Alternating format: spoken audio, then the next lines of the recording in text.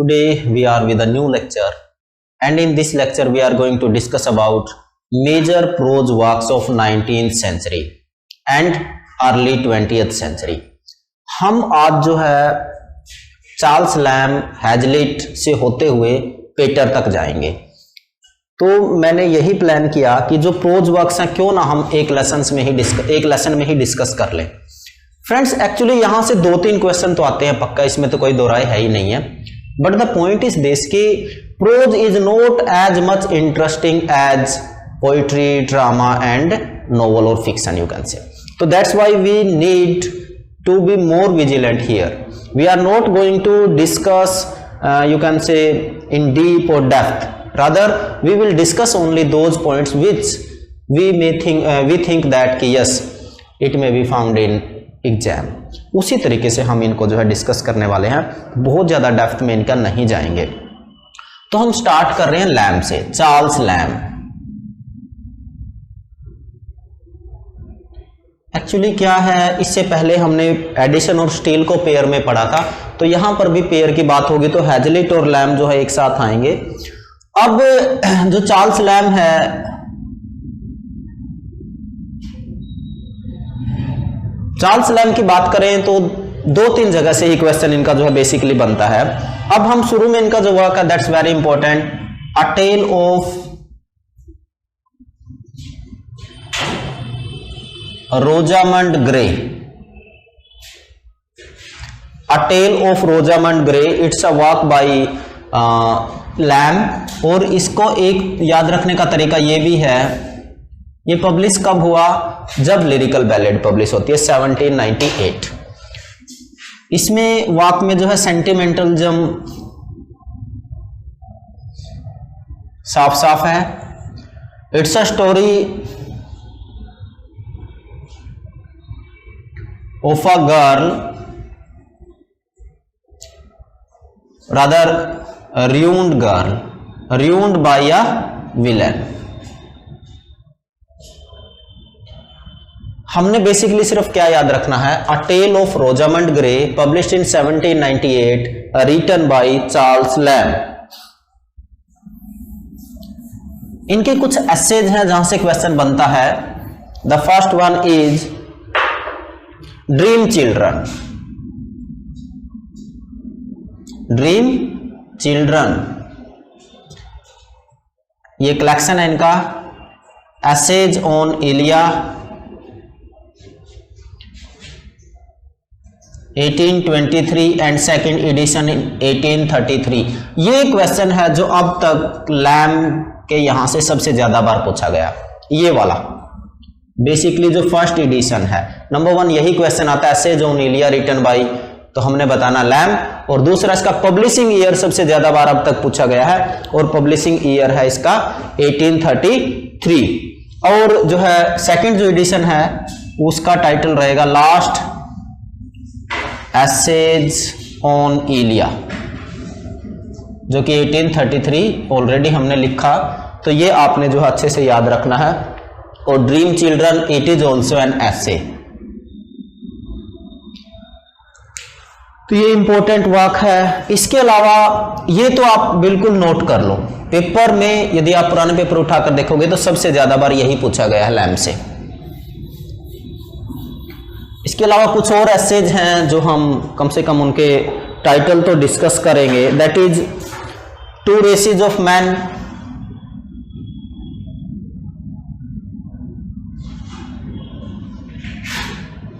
It is also written by Charles Lamb. और इसके अलावा ओल्ड चाइना है,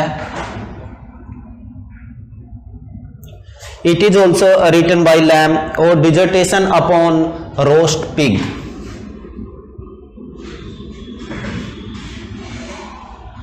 डिजर्टेशन अपॉन रोस्ट पिग। तो ये तीनों वर्क्स भी किसके हैं, ये भी लैम के ही हैं।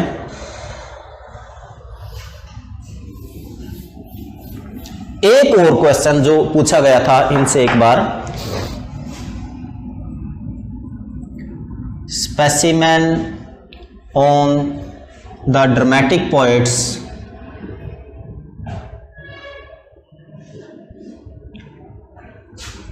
Of the age of Elizabethan, age of Elizabeth. ये जो वाक है यहां पर वो नॉन शेक्सपियरियन प्ले राइट हैं, यानी कि शेक्सपियर के अलावा। क्वेश्चन क्या आया था कि ये जो वाक है इनका, जहां पर ये एलिजाबेथन यानी कि जो एलिजाबेथन ड्रामा हाउस की बात कर रहे हैं, जो माइनर प्ले राइट है उनको डिस्कस किया है। अब देखिए, he was very fond of William Shakespeare, he was very fond of William Shakespeare. तो यहां पर जो नॉन शेक्सपियरियन जो प्लेज थे उनको डिस्कस करते हैं, जो माइनर प्ले राइट है। यही क्वेश्चन पूछा गया था कि इसमें किसकी बात होती है, इसमें बात होती है नॉन शेक्सपियरियन जो प्ले राइट है। शेक्सपियर के बारे में लिखते हैं, शेक्सपियर की ग्रेटनेस को बताते हैं, लेकिन एक चीज बताते हैं कि हिज मेजर प्लेज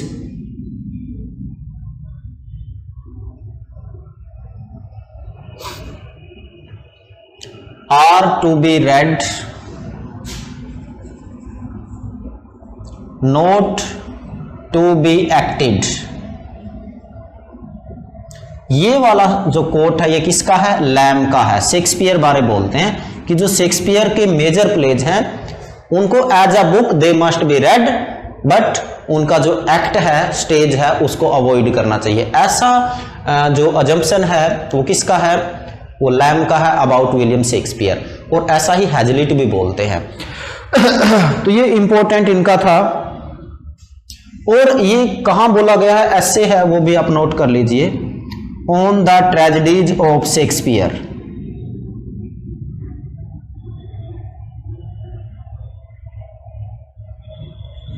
आगे चलकर शेक्सपियर के ऊपर जो उनकी ट्रेजेडीज पे काम हुआ एसी ब्रेडले ने किया, जो सबसे ज्यादा फेमस होता है।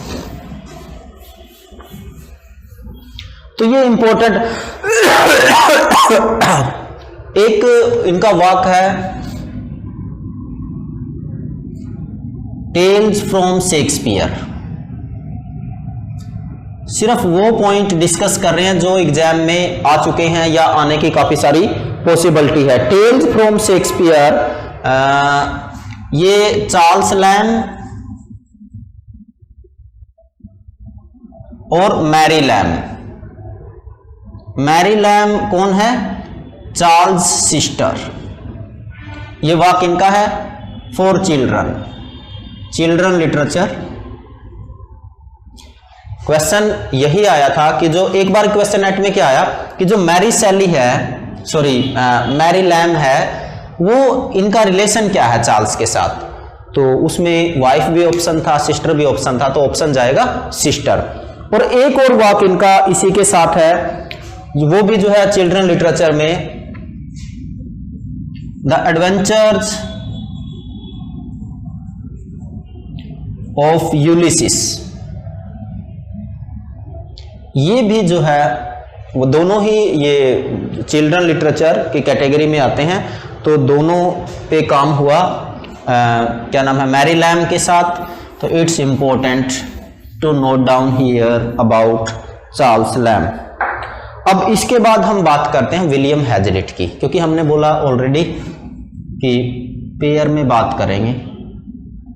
विलियम हैजलिट, इनकी दो तीन खास बात पहले नोट कर लेते हैं हैजलिट की। Number 1, he was a painter, philosopher, और उसके बाद जो है राइटिंग की तरफ आते हैं। पेंटिंग का भी जो है, पेंटिंग भी की है, फिलोसफिकल वर्क्स भी लिखे हैं, and then he became writer, William Hazlitt. दूसरी इंपॉर्टेंट चीज क्या है कि इनका जो कॉन्सेप्ट था या अप्रोच था वो बना रहता है।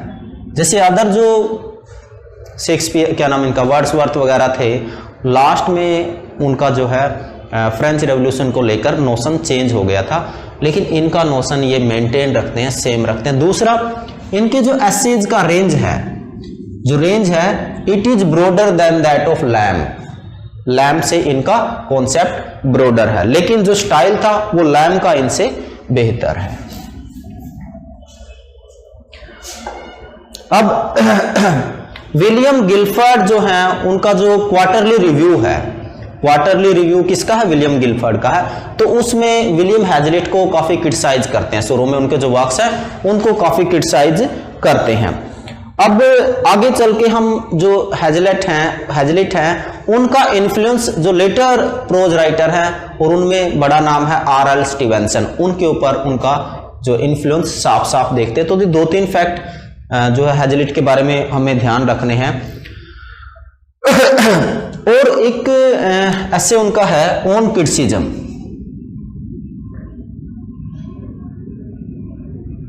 जहां पर वो कहते हैं कि इफ यू वांट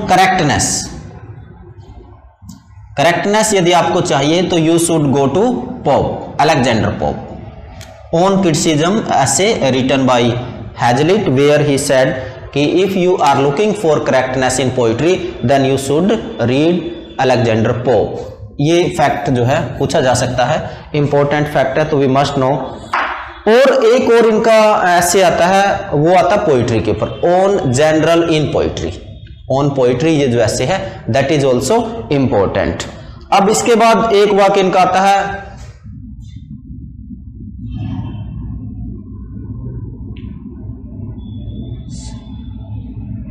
अच्छा, एक चीज का ध्यान रखना, ये जो ईयर है इसको पकड़ लीजिए, ऐसे जॉन एलिया, लिबर अमोरिस, और आगे चल के भी जब हम आने वाले जो एसिस्ट है उनकी बात करेंगे, प्रोज राइटर हैं, ये काफ़ी इंपॉर्टेंट ईयर होने वाला है।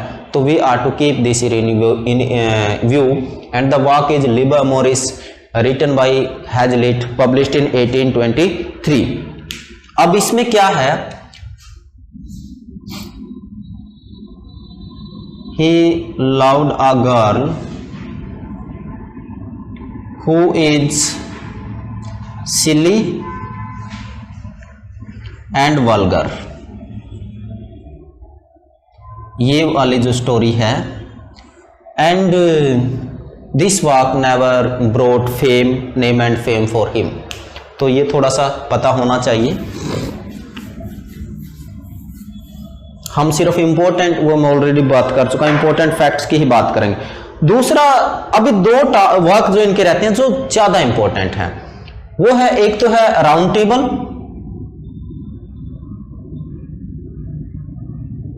और दूसरा है कैरेक्टर्स फ्रॉम शेक्सपियर।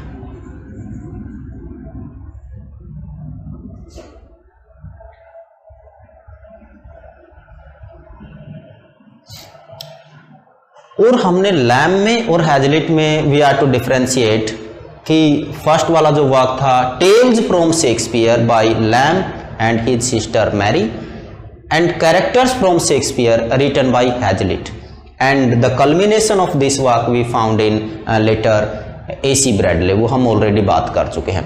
तो ये दोनों वर्क जो है ये बहुत ज़्यादा इंपॉर्टेंट हमारे लिए हैं।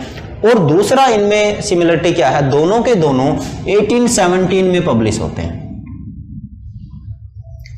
तो that's why I mention both the works together written by Hazlitt. अब इसके अलावा कुछ और एसेज हैं इनके, इंडिविजुअल एसेज हैं जो शायद पूछे जा सकते हैं। On the English poets,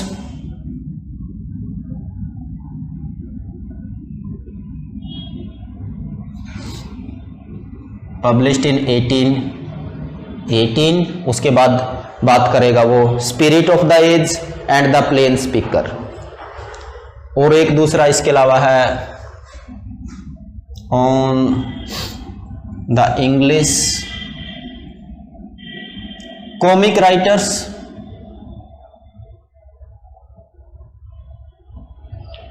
comic writers, और कॉमिक राइटर्स के बाद वो बात करेगा on the dramatic you can say literature of the age of Elizabeth. ऐसा ही वर्क जो है लैम में भी हमें मिला था, तो ये चीज़ ध्यान रखनी है। ये पब्लिश होता है 1819 में, और 1820 में पब्लिश होता है on the literature of the age of Elizabeth.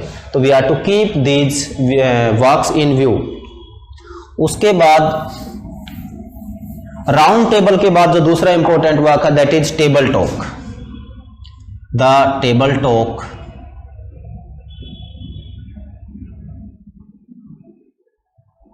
Spirit of the age,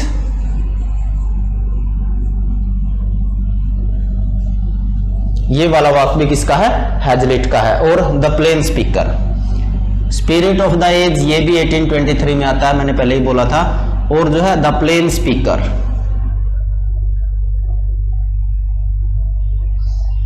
ये 1826।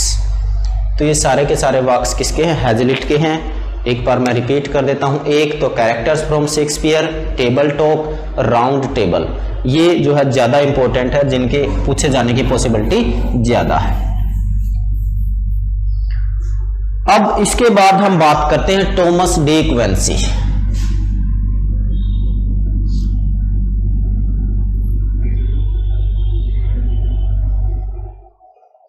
टॉमस डी क्विंसी का जो वाक पूछा जाता है सबसे ज्यादा, वो क्या है? The autobiography of an English opium eater.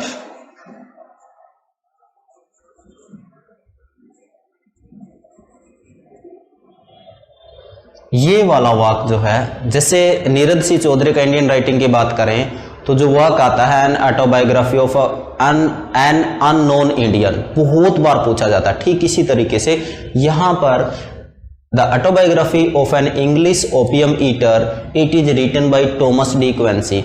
Sometimes the children get confused, student get confused, and they answer St. Coleridge, because St. Coleridge was also an opium eater. But this work written by Thomas D. Quincy and it is autobiographical work of D. Quincy। तो ये वाला जो है आपने जरूर ध्यान रखना है।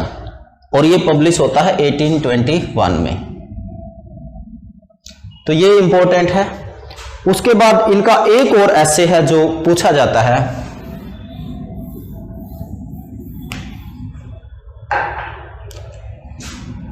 on the knocking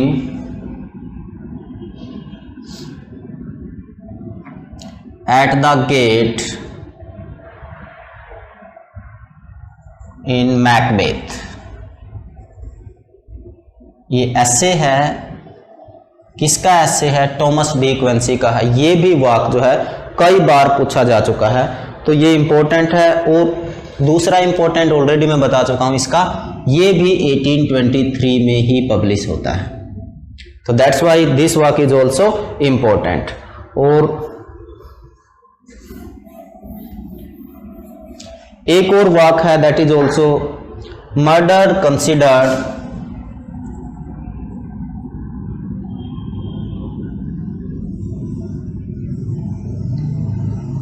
as a fine art. Murder considered as one of the fine arts, as one of the fine arts। This essay is also written by Hazlitt। ये भी काफी इंपॉर्टेंट जो है। और एक वाक और उनका है the literature of the knowledge, ये भी ऐसे है।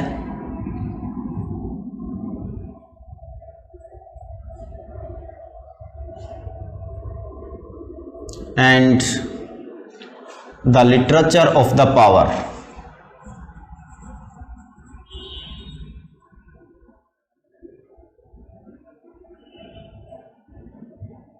It is also written by William Hazlitt. तो ये हमने ध्यान में रखना है।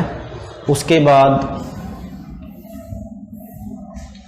English mail coats,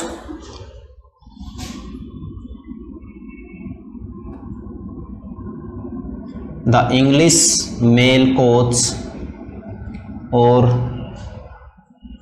the reminiscent of English poets.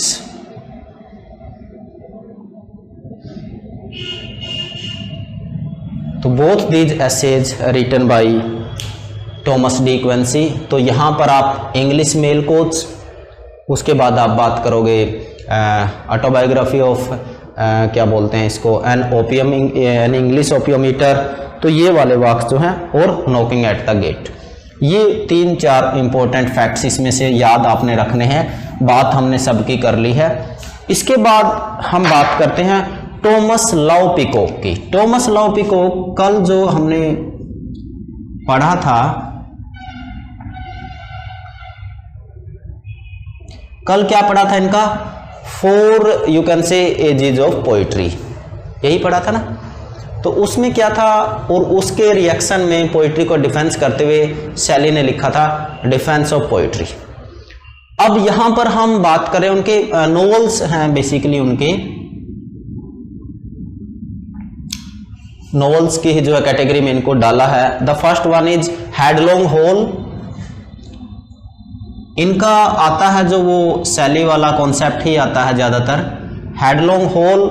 और उसके बाद हम बात करेंगे, हाँ एक यहां से आ सकता है, दैट इज मेलिनकोट। ये इंपॉर्टेंट है भाई, मेलिनकोट 1817 में पब्लिश होता है। ये इंपॉर्टेंट क्यों है, एक बार जो क्वेश्चन आया था वो इस तरीके से आया था, इसमें ये जो है कोलरिज, साउदी और वर्ड्सवर्थ जो लेक पोइट्स हैं उनके ऊपर ये लिखते हैं, उनको रिडिक्यूल करते हैं, क्रिटिसाइज करते हैं। और उसमें क्या कोलरिज से क्वेश्चन आया था।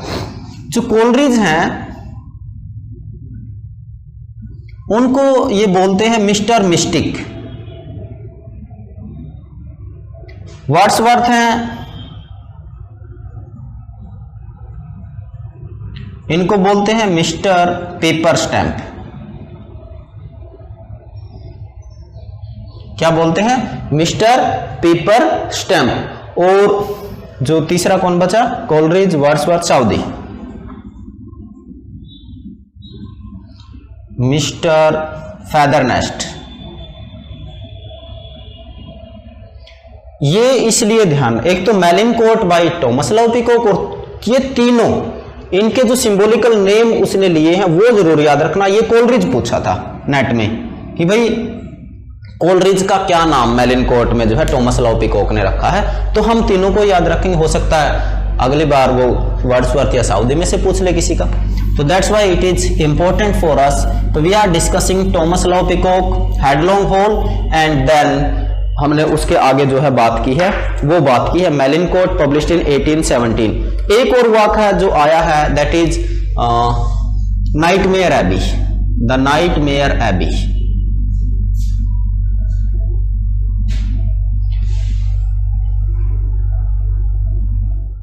नॉर्थएंजर एबी जो वाक था वो किसका था, ऑस्टन का था, जो गोथिक नॉवेल्स थे उनकी पैरोडी थी। अब ये जो वाक है नाइटमेयर एबी, ये वाक है टॉमस डी क्विंसी का एंड पब्लिश्ड 1818। तो इन दोनों में भी डिफरेंस रखना है, नाइटमेयर एबी और नॉर्थएंजर एबी में भी आपने डिफरेंस रखना है। तो अभी हम बात कर रहे हैं, एक और इनका वाक है मेड मैरियन।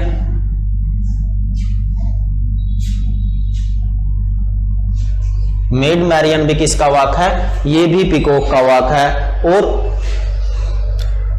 एक बार और इनका जो इंपॉर्टेंट हो सकता है, that is the misfortune of Elphin, the misfortune of Albion. ये जो वाक है ये भी इंपॉर्टेंट है, तो इसको भी आप जो है याद रखोगे।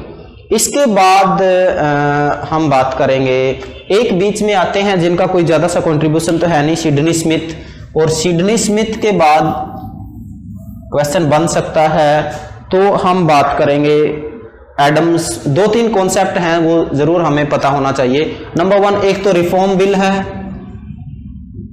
अभी हम विक्टोरियन एज की तरफ बढ़ रहे हैं ना, रिफॉर्म बिल ये 1837 का है, उसके बाद 1867 का है, और उसके बाद 1900 कुछ तीसरा जो है। और एक जो दूसरा इंपॉर्टेंट फैक्ट यहां से है, एक मूवमेंट होता है, that is chartist movement, chartist movement. और ऑक्सफोर्ड मूवमेंट वो आगे चलकर 20th सेंचुरी में होगा। और इसके अलावा एडम स्मिथ की एक बुक आती है वेल्थ ऑफ नेशंस, और एक बुक आती है मैल्थस की, THUS। और मैल्थस की जो किताब है उसका नाम है एसे ऑन पॉपुलेशन। क्या है, essay on population.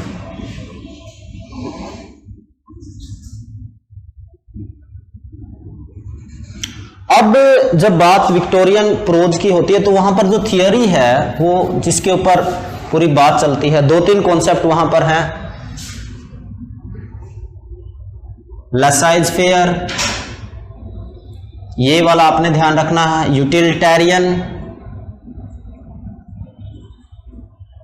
Utilitarianism, Victorian compromise, जिसकी हम जब पोइट्री डिस्कस करेंगे तो थोड़ा सा डिटेल में बात करेंगे इसकी, और ग्रेटेस्ट नंबर, ग्रेटेस्ट हैप्पीनेस। तो ये सारे के सारे जो कॉन्सेप्ट हैं ये विक्टोरियन एज के कॉन्सेप्ट हैं, जहां पर जो इंडस्ट्री है अभी वो फ्लरिश हो रहा है। और विक्टोरियन कॉम्प्रोमाइज, एक तरफ रिफॉर्म्स हो रहे हैं, इंडस्ट्री आ रही है, दूसरी तरफ जो लोअर जो तबका है, पॉवर्टी वहां पर है और लैक ऑफ फैसिलिटीज है, तो that's why it is known as Victorian compromise. उसके अलावा रिलीजन में भी काफी कुछ चलता है, वो पोइट्री और जब नोवेल डिस्कस करेंगे तब डिटेल में जो है उसकी बात करेंगे। अभी हम जो विक्टोरियन एज का जो बड़ा प्रोज राइटर है that is Thomas Carlisle.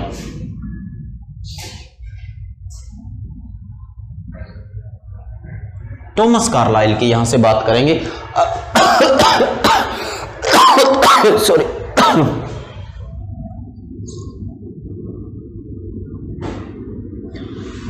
Carlisle was from Scotland, a poor fellow he was.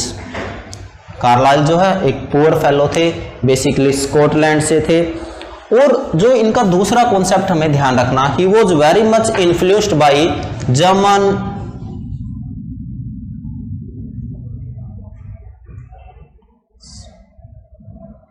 Transcendentalism, इससे काफी जो है वो इन्फ्लुएंस हुए थे। और जिसमें सीलर ब्रदर वगैरह है उनसे काफी क्या बोलते हैं उसको, इन्फ्लुएंस हुए, जर्मनी के जो पोइट थे उनसे। और इन्होंने लिखा भी, लाइफ ऑफ सीलर लिखा, life of sealer, life of sealer. और अगेन फिर से नोट करेंगे, इट ऑल्सो पब्लिश्ड इन 1823। ये ईयर मैंने पहले ही बोला बहुत इंपॉर्टेंट हमारे लिए होने वाला है। उसके बाद जो है गोत्स, जो कि एक बड़े पोइट है जर्मनी के, विल्थेलम, ये इनका वाक है, इसको ये ट्रांसलेट करते हैं, ठीक है ना। तो ये जो है वाक इसका है, ये भी जो है हम बात कर रहे हैं कार्लाइल की। और उसके बाद इनका है जर्मनी जो इन्फ्लुएंस है उसकी बात कर रहे हैं अभी। The next work is specimen on German romances, German romances, and it published in 1827। तो ये भी जो वाक़ा ये भी किसका है, कार्लाइल का। लेकिन जो अब तक पूछा जाता है, जो इनका मास्टरपीस आप बोल सकते हो, that is Sartre रिजास्ट्रस।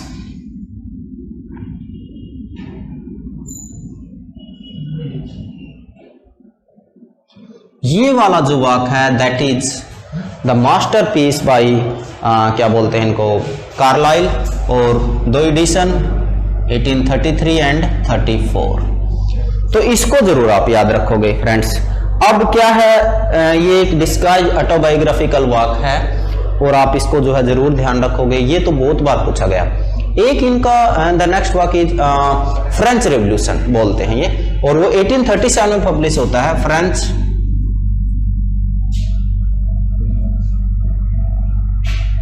Revolution, that published in 1837।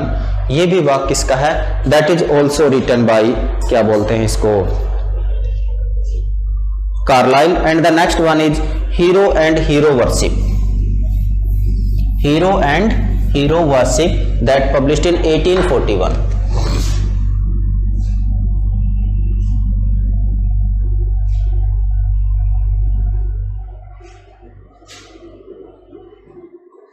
Hero and hero worship It is also written by Carlyle, published in 1841.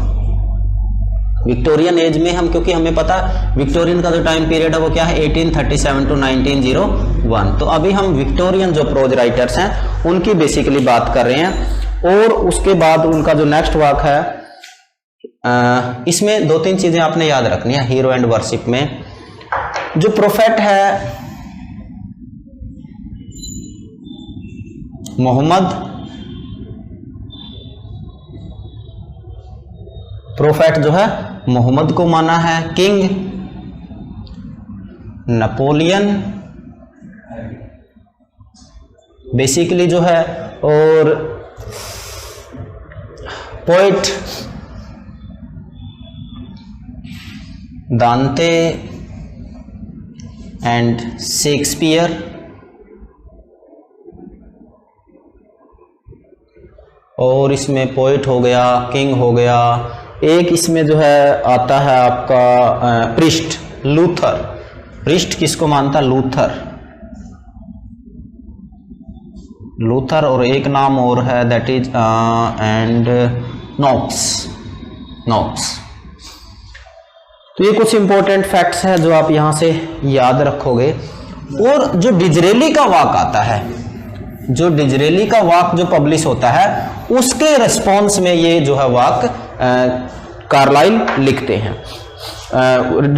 Disraeli जो प्राइम मिनिस्टर थे, जो 1837 का रिफॉर्म बिल है ना, उसके रिस्पॉन्स में जो है ये वाक वो लिखते हैं। इसके बाद कुछ एसेज हैं इनके जिसमें past and present, single essays की बात करें तो past and present that's important, published in 1843, letters and speeches of Oliver Cromwell.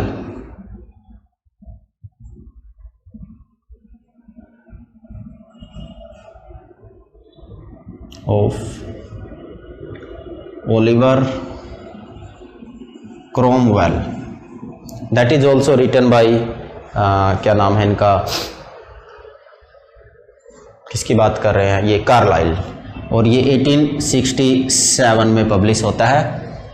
इसके अलावा और इनसे क्वेश्चन कहाँ से बन सकता है, एक क्वेश्चन बन सकता है shooting of Niagara and after, shooting of Niagara and after. ये है सॉरी जो डिजरेली वाला है, डिजरेली के रिस्पॉन्स में ये लिखा जाता है shooting of Niagara and after.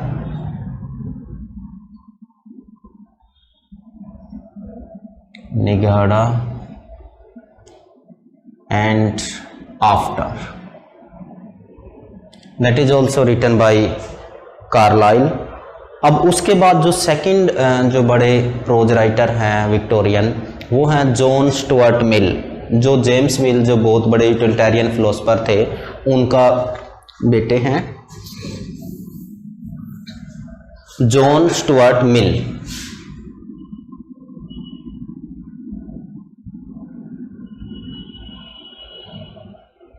क्योंकि उस टाइम पे इकोनॉमिक्स में काफ़ी काम हुआ, जिसमें मैल्थस है, रिकार्डो है और आपके एडम स्मिथ है, ये लोग वहाँ पर जो है greatest happiness, greatest number, laissez faire, उन सारे कॉन्सेप्ट्स की बात हुई है।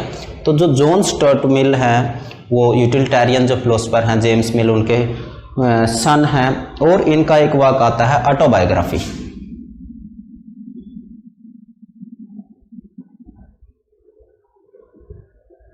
Autobiography it is written by John Stuart Mill, और इसका जो पब्लिशिंग ईयर है दैट इज 1873, और एक वाक इनका है ऑन लिबर्टी।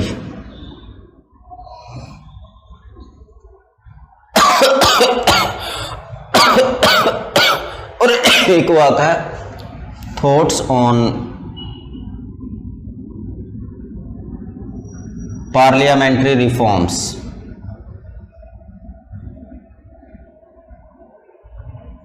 क्योंकि ये रिफॉर्म्स का टाइम रहा है, रिफॉर्म बिल जो है पास हुए हैं इस टाइम पे, और एक जो है इनका जो पूछा जाता है पेपर में, वो आप उसके ऊपर ही ध्यान जो है ज़्यादा दोगे। वो वाक है the subjection of women, the subjection of women. ये जो है 1869 में पब्लिश होता है, subjection of women, that's important. और यूटिलिटेरियनिज्म के ऊपर ऐसे उनका रहता है, यूटिलिटेरियनिज्म, ये पब्लिश होता है 1863 में। तो ये कौन है, ये जॉन स्टुअर्ट मिल है। जॉन स्टुअर्ट मिल के बाद हम बात करेंगे जो है थोड़ा सा ऑक्सफोर्ड मूवमेंट की।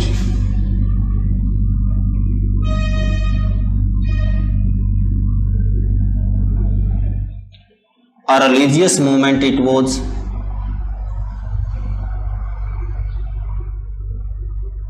और इसके जो प्रपाउंडर थे उनमें न्यूमैन बड़ा नाम है, न्यूमैन और Matthew Arnold,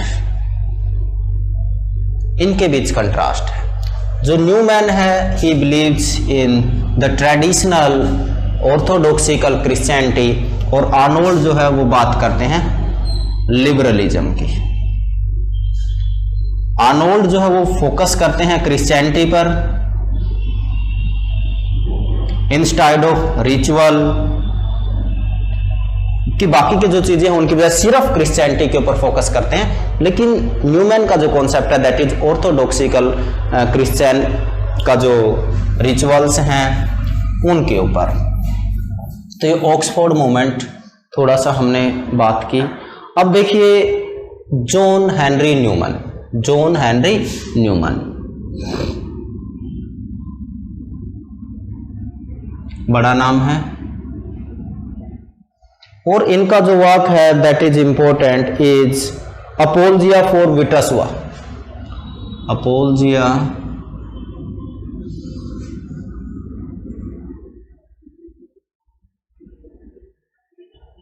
विटासुआ, it is written by John Henry Newman.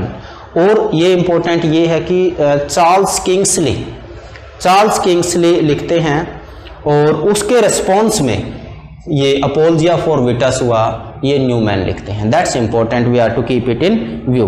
इसके बाद एक और इनका वाक है that is idea of a university,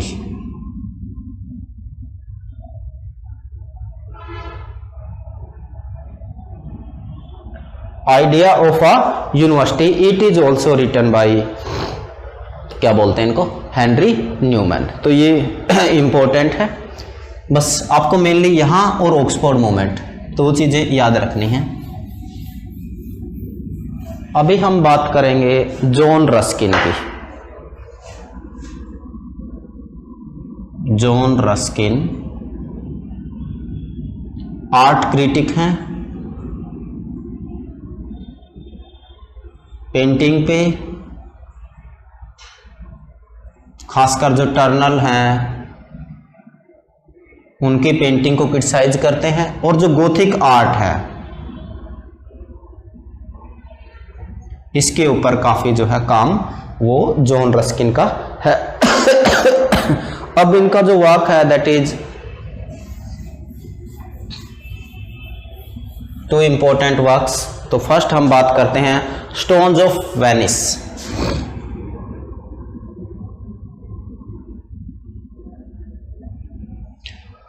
stones of Venice and second one is modern painters. इसका 3 वॉल्यूम में आता है बुक ये, और मॉडर्न पेंटर्स।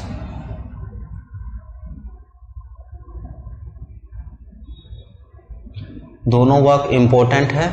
तो सबसे बड़ी बात तो आपने यही याद रखनी है कि आर्ट क्रिटिक थे, और पहले वाला जो वर्क है ये 3 वॉल्यूम में रहता है, 51 to 53 1851, और दूसरे वाला जो है ये 5 वॉल्यूम में जो है पब्लिश होता है, जो मॉडर्न पेंटर है दैट इज ऑल्सो इम्पोर्टेंट। और ये जो पहला जो वॉल्यूम 1843 to 60 ये आपने ध्यान रखना है।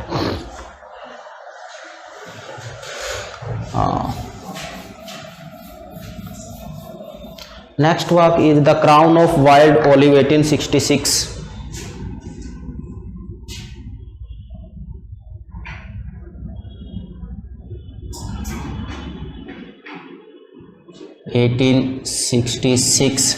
In this work he attacked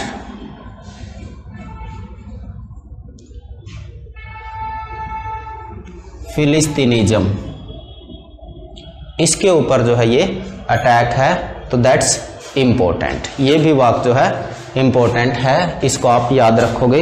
ये किसका है?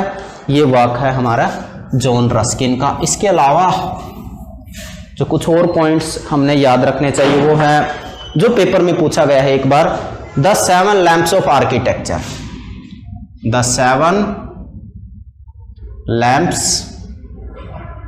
Of architecture. बेसिकली इसमें जो गोथिक आर्ट के ऊपर काम है, जैसे मैंने पहले बोला था ना, Gothic art, that is प्रेजवर्दी here, that is you can से noticeable, the 7 lamps of architecture that published in 1849, 1849 date भी हम कर ही लेते हैं। And 7 types of ambiguity, literary theory जब करेंगे तो विलियम एम्सन का वाक है, तो थोड़ा सा मिलता जुलता टाइटल है, तो इसलिए वो भी साथ में बता ही देते हैं। अब फ्रेंड्स इसके अलावा है इनका Sesame and lilies,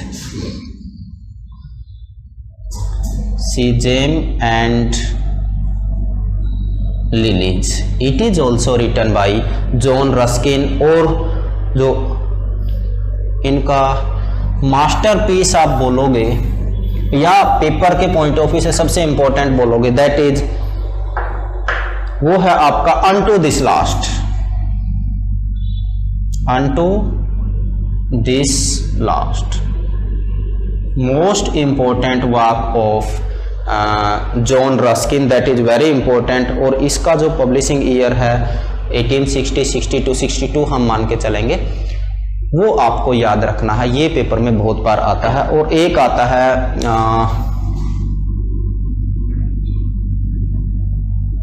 पल्वरिस, that is also written by Ruskin. तो unto this last 7 lamps of architecture, Gothic art के ऊपर काम है, तो बेसिकली इन चीज़ों को आपने याद रखना। और stones of Venice, modern painters, वैसे कोई बड़ी बात नहीं है, यदि हमें अच्छे से ये चीज़ें लर्न नहीं भी होती हैं, यदि पढ़ रखा है तो जब ऑप्शन देखते हैं तो ध्यान आ जाता है कि modern painter, 7 lamps of architecture, stones of Venice, ये तो वाक जो है रस्किन के थे। तो इस तरीके से हमें जो हेल्प मिलती है। अब इनका एक और जो वाक है जो थोड़ा सा बन सकता है, वो इसलिए बन सकता है क्योंकि वो अनफिनिश्ड वाक है, इनकम्प्लीट वाक है, इनका ऑटोबायोग्राफी है। और ऑटोबायोग्राफी है, अजीब थोड़ा सा है, परेटेरिटा नंबर 1 ऑटोबायोग्राफी। इसका दूसरा इंपॉर्टेंट होने का रीजन है इनकम्प्लीट है। तो we are to keep both the facts in view. It's number 1 written by Ruskin, second one it is autobiography, and third thing it is unfinished or incomplete. The next author we are going to discuss is most important इस lesson में शायद सबसे important है, that is Matthew Arnold.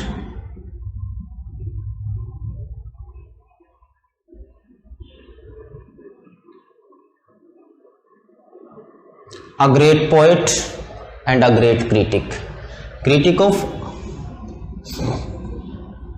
life, culture, religion, इन सब की बात करते हैं। अब देखिए, जब हमने न्यूमैन की बात की थी तब थोड़ा सा आर्नोल्ड को भी डिस्कस किया था। Arnold was an humanitarian, was a humanitarian.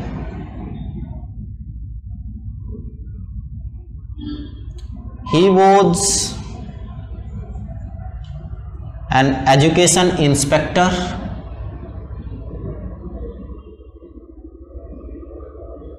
His father was the principal of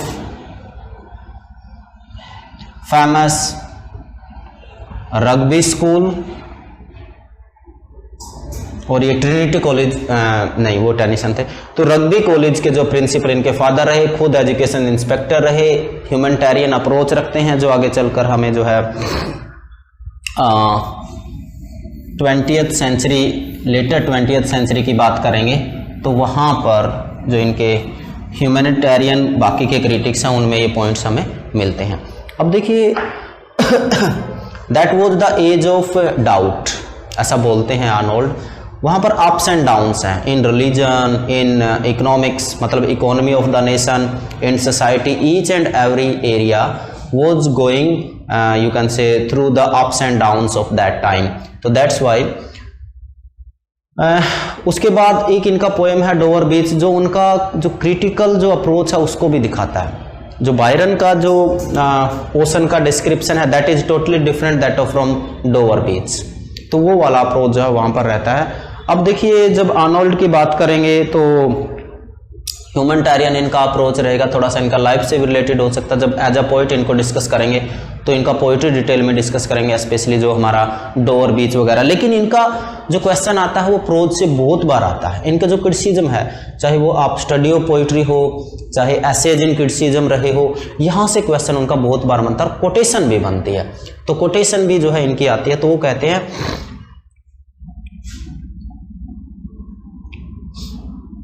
जो पोइट्री है,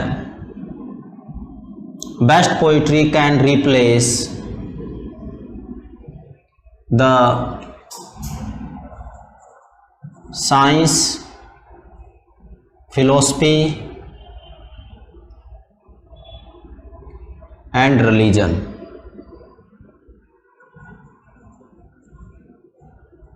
और ये कहते हैं विदाउट पोइट्री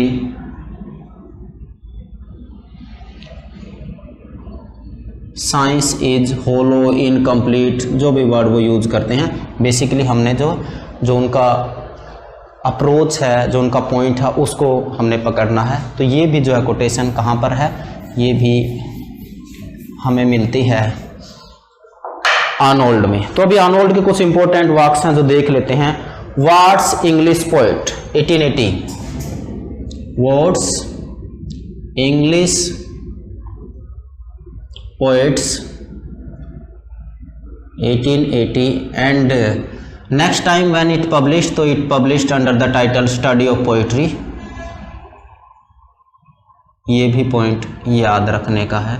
ये इनका essays in criticism and study of poetry that is the best work. यहीं पर वो बात होती है best poetry can replace religion and philosophy वगैरह। हाँ, दूसरा जो इंपॉर्टेंट वर्क है वो है culture and anarchy. Culture and anarchy, that is the milestone of Victorian prose, culture and anarchy, and it published in 1869। जो है आर्नोल्ड बोलते हैं कि the society was divided into culture and anarchy. उसके बाद यीट्स को जब देखेंगे तो वहां पर भी हमें मिलेगा merely anarchy prevailed, where you can say centre can not be hold, things fall apart, जो आगे चलकर चिनुआ अचेबे के नॉवल का टाइटल भी बनता है। तो यहाँ पर कल्चर एंड अनार्की और जो literature and dogma, study of poetry और एसेज इन क्रिटिसिज्म, ये सारे के सारे जो वर्क्स हैं आर्नोल्ड के very important. Humanitarian point of view जो है यहाँ पर साफ हमें दिखता है। तो ये आप जो है ध्यान रखोगे। इसमें वो किस चीज की बात करते हैं, तीन चीज की बात करते हैं। नंबर वन, सोसाइटी को डिवाइड करते हैं ना। First one is barbarian. Barbarian कौन है? The elite group, upper strata, ठीक है ना। इसको किस कैटेगरी में रखते हैं? बार्बेरियन, अपर स्ट्रेटा, इलीट ग्रुप, अरिस्टोक्रेटिक आप बोल सकते हो, ठीक है ना। अब दूसरे नंबर पे फिलिस्तीन। ये फिलिस्तीन कौन है? ये आपका मिडिल क्लास है,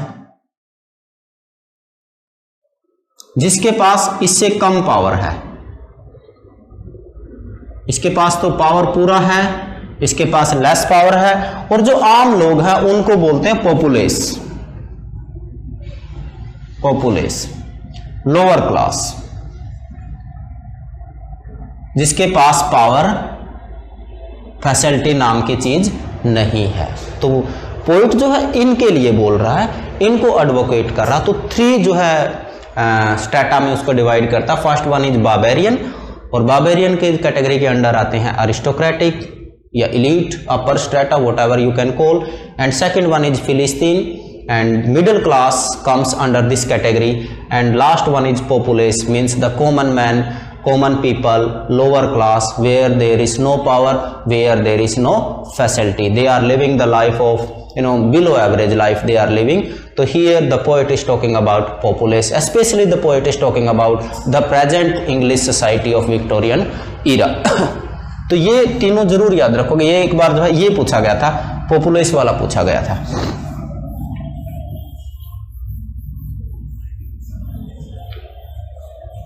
आर्नोल्ड को थोड़ा सा हम देखेंगे। फ्रेंडशिप्स गार्लैंड, ये भी वाक्य किसका है?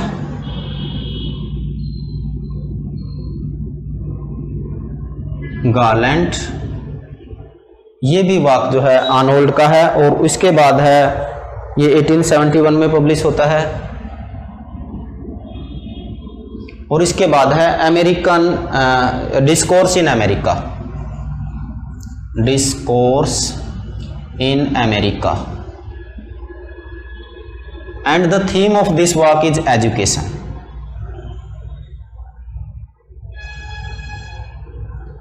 Because he himself was an education inspector, so here he talked about the education system and influenced by American Revolution।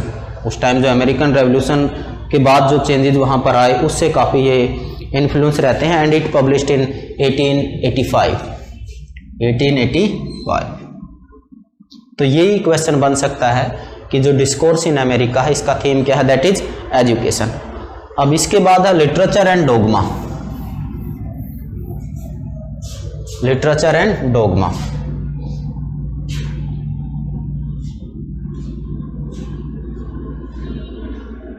And dogma, and the last one is God and the Bible. ये दोनों वाक्य जो है किसके हैं? ये भी वाक्य हैं आर्नोल्ड के, और God and Bible 1875, literature and dogma published in 1873। Literature and dogma that's very important, and you know जो इनको प्रोपेगेंडिस्ट बोला जाता है आर्नोल्ड को, ये भी कई बार क्वेश्चन आया है। देखिए जो सबसे इंपॉर्टेंट है जिसके ऊपर बात होती है that is study of poetry, study of poetry.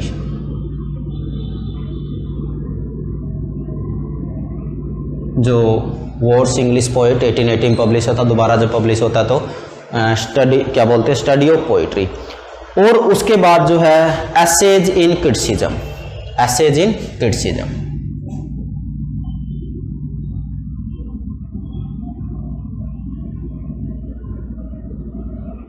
Essays in criticism जो है ये इनके जो 3 एडिशंस आते हैं वो आते हैं 1865, 1888 और तीसरा जो है 1910। उनकी जो है क्या बोलते हैं 910 जो 3rd एडिशन आता है। यहां पर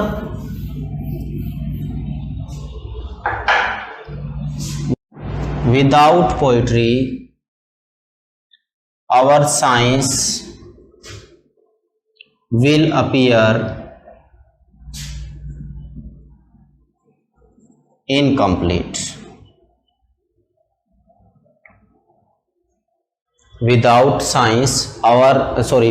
poetry our science will appear incomplete। और उसके बाद बोलते हैं religion and philosophy can be replaced by best poetry, वो हम ऑलरेडी बात कर चुके हैं। और उसके बाद है the best poetry will be found to have a power of forming, sustaining and delighting us as nothing can else। ये स्टडी ऑफ पोइट्री से है, ये भी मैं एक बार लिख ही देता हूं। The best poetry will be found that can sustain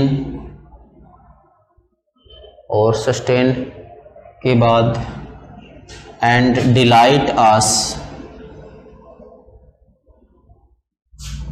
as nothing else can. ये कहाँ से है? Study of poetry. आर्नोल्ड का जो कोट है स्टडी ऑफ पोइट्री, तो ये काफ़ी इंपॉर्टेंट है, आर्नोल्ड से क्वेश्चन आता है, तो इसलिए ये कोट ही आती है ज़्यादातर जो बार बार पूछी जाती है। एक इनका वाक culture and anarchy, literature and dogma, study of poetry, essays in criticism, और उनके पब्लिशिंग ईयर पूछ सकता है अलग अलग एडिशन के। तो ये इसके बाद एक और जो है that is Thomas Huxley, minor हैं, ज़्यादा इंपॉर्टेंट नहीं है। उसके बाद हम बात करेंगे विलियम मॉरिस की। बीच में मैकोले भी आते हैं, मैकोले का जो है हेस्टिंग्स वगैरह को लेकर उनकी स्पीच वगैरह है, लेकिन अभी जो हमारा फाइनल जो विलियम मॉरिस पर हम पहुंचे हैं, मॉरिस, इनका लाइफ स्पैन है 1834 टू 96, वेरी इंपॉर्टेंट। ये मॉरिस की यदि बात करें तो एक ही वाक जो थोड़ा सा इंपॉर्टेंट है, न्यूज फ्रॉम नोवेयर, और इसमें जो थीम है जो 21st सेंचुरी का इंग्लैंड होने वाला है उसके बारे में सोचते हैं। वो कैसा इमेजिन करते हैं वहां पर कि England would be devoid of industry. At that time industry was on peak, तो वो इमेजिन करते हैं कि in 21st century devoid of industry, nature would be there, means the natural world वो किसको रिप्लेस करेगा, means the industrial world will be replaced by the natural world of pastoral beauty, trees, alleys and country roads, all these things he imagine like that. तो this work news from nowhere, it written by, क्या नाम है इनका, जो हमारे Morris है, और इनका पब्लिशिंग ईयर है 1891। तो मॉरिस का ये इंपॉर्टेंट वर्क है। और एक और इनका है a dream of John Ball, a dream of John Ball. देखिए इसका जो बैकग्राउंड है वो पीजेंट मूवमेंट है, PEASANT, पीजेंट मूवमेंट या revolt of peasants 1381, 14th century का जो इंसिडेंट है, क्योंकि जॉन बॉल उसके लीडर थे, तो ये इसके बैकग्राउंड में है। ये भी जो है क्वेश्चन पूछा जा सकता है। एक जो क्वेश्चन कई बार एग्जाम में आया इसी टाइम पे, वो है आपका जो डार्विन है, चार्ल्स डार्विन साइंटिस्ट हैं,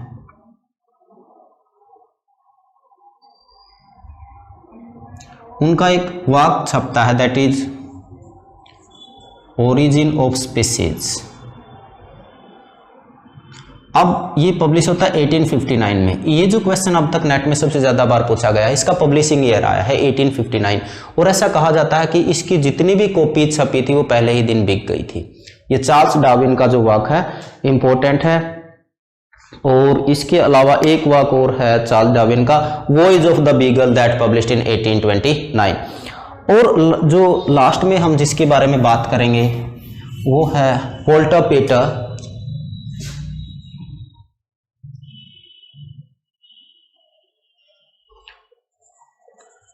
आर्ट फॉर आर्ट सेक। ये वाला कॉन्सेप्ट का एसोसिएशन वॉल्टर पेटर से है, ये भी क्वेश्चन पूछा गया है। वॉल्टर पेटर जो हम आगे पढ़ेंगे, क्या बोलते हैं उसको, प्री रैफेलाइट ब्रदरहुड, उसके बाद सिंबोलिज्म पढ़ेंगे, वो सारे के सारे जो है वो वॉल्टर पेटर से इन्फ्लुएंस वो है। अब इनके 2-3 वर्क हैं जो हमें ध्यान रखना चाहिए, दैट इज स्टडीज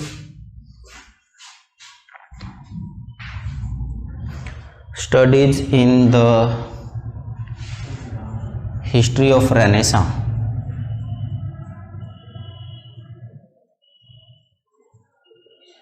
पेटर से जो क्वेश्चन आता है वो आर्ट फॉर आर्ट सेक का ही बेसिकली आता है, और ये पब्लिश होता है इनका 1873 में, studied in the history of renaissance. और जो Marius the Epicurean, Marius the Epicurean, कुछ क्रिटिक इसको जो है नोवेल भी कंसीडर करते हैं, लेकिन ये नोवेल की जो पैरामीटर है उनको पूरा नहीं करता है पूरी तरीके से। इट पब्लिश्ड इन 1885 और इसका एक सब टाइटल भी है, the sensations and the ideas, the sensations and ideas. It is the sub title of पेटर्स work.